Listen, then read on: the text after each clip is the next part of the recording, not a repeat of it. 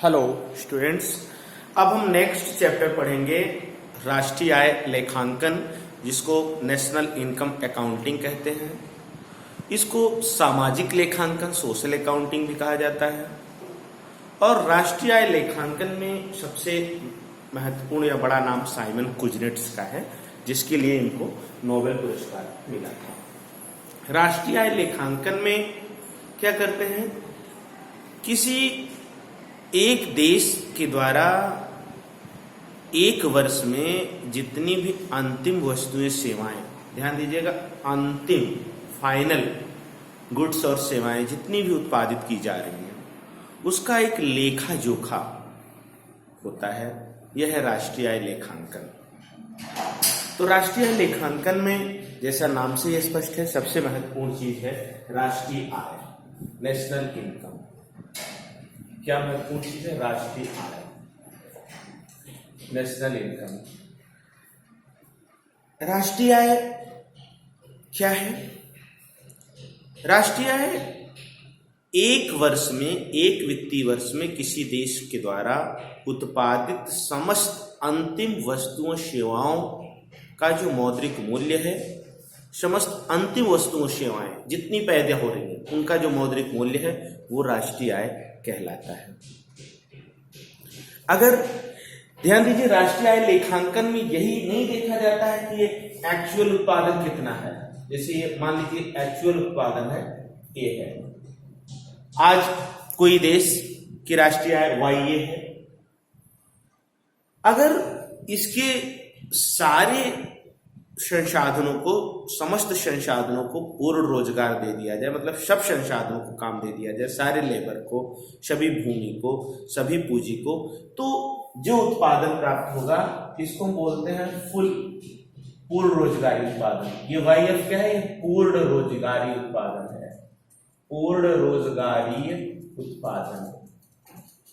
ठीक है। और ये क्या है? ये एक्चुअल में जो उत्पादन किसी देश का हो रहा है। तो राष्ट्रीय आय लेखांकन ये भी देखता है, इस पर भी विचार होता है कि एक्चुअल उत्पादन क्यों नहीं पूर्ण रोजगारी उत्पादन के बराबर है, या इससे क्यों कम है, कितना कम है, वाई और वाईएफ में क्या अंतर है, इस पर भी विचार करता है। तो हम यहां देखेंगे राष्ट्रीय आय। तो राष्ट्रीय आय की बहुत सी धारणाएं हैं जो आपके कोर्स में हैं। जैसे कुछ महत्वपूर्ण धारणाएं हैं जिसको हम दो महत्वपूर्ण कर सकते हैं, जीडीपी और जीएनपी। जीडीपी को हम बोलते हैं ग्रॉस डोमेस्टिक प्रोडक्ट, सकल घरेलू उत्पाद, और जीएनपी को बोलते हैं ग्रॉस नेशनल प्रोडक्ट, सकल राष्ट्रीय उत्पाद।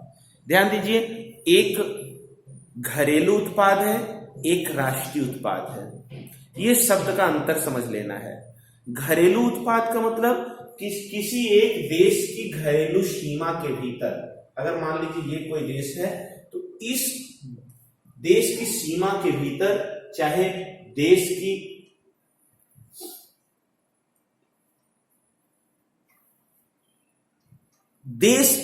घरेलू सीमा के भीतर, डोमेस्टिक एरिया के अंदर जो है जितना भी उत्पादन हो रहा है, चाहे वह निवासी उत्पादक इकाइयों द्वारा हो रहा है या गैर निवासी उत्पादक इकाइयों द्वारा हो रहा है देश की घरेलू सीमा के भीतर, तो वो घरेलू उत्पाद कहलाएगा। और सिर्फ किसी देश के निवासियों के द्वारा जो उत्पादन हो रहा है देश की घरेलू सीमा के भीतर और घरेलू सीमा के बाहर, ध्यान दीजिए, वो राष्ट्रीय उत्पाद कहलाएगा। तो यहां पे निवासी होंगे, चाहे वो देश की घरेलू सीमा के, डोमेस्टिक सीमा, घरेलू सीमा माने आर्थिक सीमा, इसकी सीमा के भीतर कार्य कर रहे हैं या बाहर कर रहे हैं, देश के निवासी, मतलब भारत में कमा रहे हैं या अमेरिका में कमा रहे हैं, तो उनकी समग्र आय को अगर आप जोड़ लेंगे तो राष्ट्रीय आय मिलेगा। और भौगोलिक सीमा के भीतर ही निवासी उत्पादक और गैर निवासी उत्पादक की आय जोड़ लेंगे तो आपको ग्रॉस डोमेस्टिक प्रोडक्ट मिलेगा, सकल घरेलू उत्पाद मिलेगा। तो ध्यान दीजिए, अब यहां पे हम सबसे पहले देखते हैं कि जीडीपी क्या है। तो जीडीपी का मतलब हो गया कि एक देश की घरेलू सीमा के भीतर समस्त जो भी उत्पादक इकाइयां हैं, चाहे निवासी या गैर निवासी उत्पादक इकाइयां, जितनी अंतिम वस्तुएं सेवाएं एक वर्ष में उत्पादित कर रही हैं, वह सकल घरेलू उत्पाद है। या हम कह सकते हैं कि जितना वो मूल्यवर्धन कर रही हैं, जितना वैल्यू एडिशन कर रही हैं, वह सकल घरेलू उत्पाद है, ग्रॉस डोमेस्टिक प्रोडक्ट है। ठीक है। अच्छा, ध्यान दीजिए, नागरिकता और निवासी, ये दोनों, नागरिकता एक राजनीतिक शब्द है और निवासी रेजिडेंट्स ये आर्थिक शब्द है, ये एक आर्थिक शब्द है। निवासी का मतलब कि आपके आर्थिक हित, जैसे आप भारत के नागरिक हो सकते हैं, लेकिन अगर आपके आर्थिक हित अमेरिका में केंद्रित है, आप अमेरिका में काम कर रहे हैं, तो आप अमेरिका के निवासी हुए, भले आप नागरिक भारत के हैं। ठीक है। तो ये ग्रॉस डोमेस्टिक प्रोडक्ट हो गया। और जो जीएनपी है, वो जीएनपी क्या है? जीएनपी का मतलब एक देश के निवासियों के द्वारा, चाहे देश की सीमा के भीतर या देश की सीमा के बाहर, जो समस्त उत्पादन हो रहा है, वह जो है, जो समस्त अंतिम वस्तुओं सेवाओं का उत्पादन हो रहा है, वह आपका ग्रॉस नेशनल प्रोडक्ट है। ठीक है, वो आपका ग्रॉस नेशनल प्रोडक्ट है। अब ध्यान दीजिएगा कि जो भी राष्ट्रीय आय है, जिसको हम जीडीपी, जीएनपी इन रूपों में व्यक्त करते हैं, उसको हम दो कॉन्सेप्ट आता है, एक साधन लागत पर, एक बाजार कीमत पर। दो महत्वपूर्ण चीजें आती हैं, उसको हम साधन लागत पर, इसको फैक्टर कॉस्ट पर व्यक्त करते हैं, और बाजार कीमत, मार्केट प्राइस पर व्यक्त करते हैं। ठीक है। साधन लागत का मतलब क्या निकला? साधन लागत का अर्थ है कि जितने भी, ध्यान दीजिए, अर्थव्यवस्था में जो भी उत्पादन हो रहा है, वह सभी साधनों के सहयोग से हो रहा है। मतलब जितना भी उत्पादन हो रहा है, अगर उसमें सब साधन, मजदूरी, ब्याज, लगान, लाभ, सभी अगर जोड़ लिया जाए, तो वही होगा समग्र उत्पादन। कहने का मतलब जो भी आपका उत्पादन होता है, जो भी राष्ट्रीय उत्पादन होता है, यह एक्चुअल में बराबर होता है आय के, क्योंकि वही उत्पादन आय के रूप में वितरित हो जाती है समस्त साधनों या सभी साधनों के योग किससे ही आपको राष्ट्रीय आय मिलती है, और यही एक्चुअल में बराबर होता है किसके? व्यय के। ठीक है। तो आपका जो भी उत्पादन होगा, वह समस्त साधनों की आय के बराबर होगा, और वही समस्त व्यय करने वाली इकाइयों के व्यय के बराबर होगा। ठीक है। तो साधन लागत क्या है? मान लीजिए कि किसी देश की राष्ट्रीय आय मान लीजिए कि 100 रुपया है। ठीक है। ये सभी साधनों के सहयोग से बना 100 रुपया। ठीक है। तो अब ये 100 रुपया जो उत्पादन हुआ सभी साधनों के सहयोग से, मजदूरी, ब्याज, लगान, लाभ, तो 100 रुपये। अब इसमें अगर सरकार, ध्यान दीजिए, 10 रुपया सरकार ने टैक्स लगा दिया। ठीक है। क्या किया? 10 रुपया टैक्स लगा दिया। तो जब उत्पादन पे टैक्स लगेगा, तो उत्पादक क्या करता है? जो वस्तु है उसके दाम को वो बढ़ा देता है।